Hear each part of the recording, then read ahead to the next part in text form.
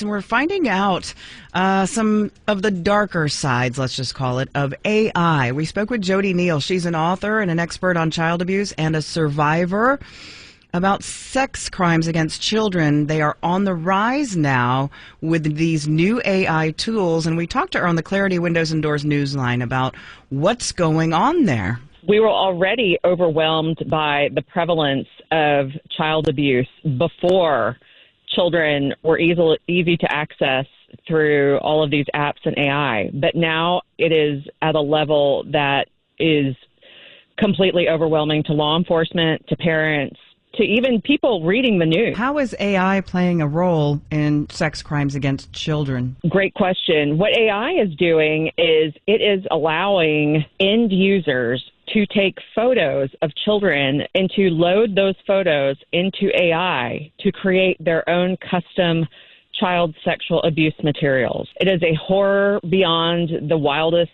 imagination of humanity. You would think the designers would have had some kind of blocks in place to prevent this. You would think that, because this is an entirely human-created problem at the AI level. What are you hearing from law enforcement? What do parents need to watch out for? Let's get into the nuts and bolts of how we protect our children now. They can only investigate roughly 20% of what comes in. I'm also hearing they're having a lot of confusion because they don't know how to identify these children. They don't know how to let the parents know that someone's taken an image of their kid and used it to make their own custom special child sexual abuse material. Law enforcement has their hands tied in a lot of respects too, in terms of knowing who to subpoena, which AI to subpoena. Law enforcement can't use facial recognition technology, whereas the bad guys can. I think we really need to have an all-hands-on-deck approach to child safety in 2026 and beyond, because the laws are actually protecting perpetrators, including Section 230. We are very much at a disadvantage.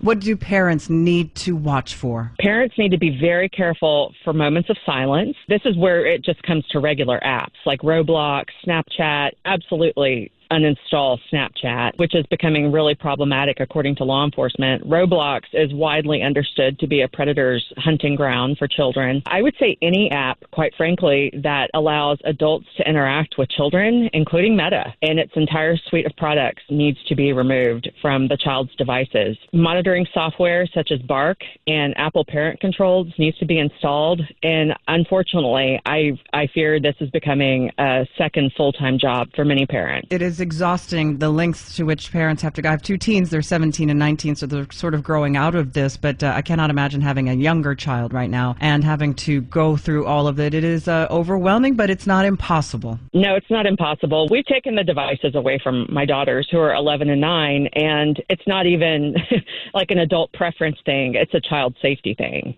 And until I feel confident that at least there's some recourse if something goes wrong, I don't intend to give them a device aside from maybe a TrueMe phone. But the law is protecting the apps too. Big tech outspends the gun lobby 10-1. So we're really underestimating the threat and the extent that big tech will go to maintain their complete free reign over all of our technology. JoDee Neal, expert on child sexual abuse and a survivor. Thank you so much for your time with us on WBAP this morning, JoDee. We appreciate it. I'm here for you anytime.